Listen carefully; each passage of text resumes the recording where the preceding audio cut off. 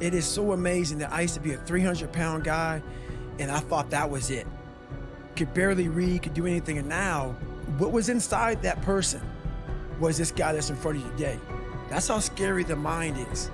And that's what I started realizing through this journey, is that once I got a taste of, wow, man, I haven't even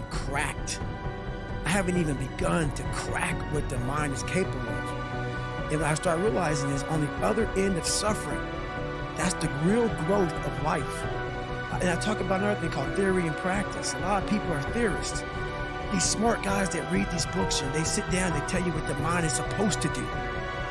And a lot of us listen to that. It becomes like, this is it, man. This old man who has been studying the mind forever, this is the cap that we have. By being a practitioner, I went out and realized a lot of these guys are so wrong, man. The mind has capabilities that are so unknown, and I found that through suffering. And there's a whole nother world on the other end of that. But this is what it is. This is what I figured out. I was so afraid of myself that I had to figure out I became a master of my mind.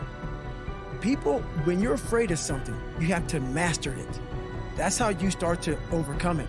So what I realized, when I get to that point where I want to quit, everybody, they get to the point where they want to quit. This is what happens. The mind tells you, let's go home. Let's take a warm shower. Let's get some food. This is not right. This is that. If you cannot answer the questions at that moment, because your mind's gonna start giving you all these questions, and if you can't answer them, you're going to quit. What I realized when I was going through Budge, Ranger School, all this 100-mile race, 200-mile races, pull-up records, my mind would come creeping in. Like when I was doing 4,030 pull-ups at 2,000 pull-ups, my mind said, look, brother, we've done all these other things. You've proven yourself. You're good. If I didn't have the answer to respond to my mind and say why I'm here, why I'm doing this, you will always lose that fight. You have to have the response to what your mind is going to tell you. And another thing about that is self-talk.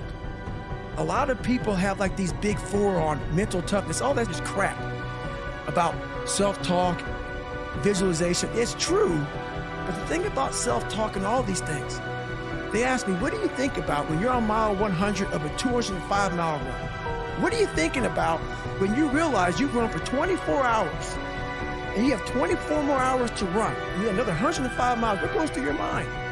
What do you say to yourself? I want to know. A lot of people think self-talk works. It does, but it doesn't work without the suffering before your mind starts saying we need self-talk. So what I tell myself is I go back to the months and years of preparation to get to that day. And I'm telling myself, the 3:30 in the morning, and I'm looking at my shoes, and I want to go out there and run 30 miles. I have to, in that second, in that moment of this self-talk, my mind saying, you gotta find more, you gotta find more.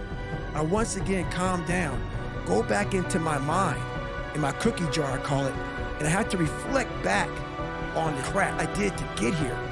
And that becomes my self-talk. Self-talk does not work unless it is real. Most of us lie to ourselves in the self-talk. It doesn't work. It has to be real. It has to be something that you've done to make it really work. What turns me off so badly, I see so many people out there trying to motivate people, inspire people, help people find what's going to drive you.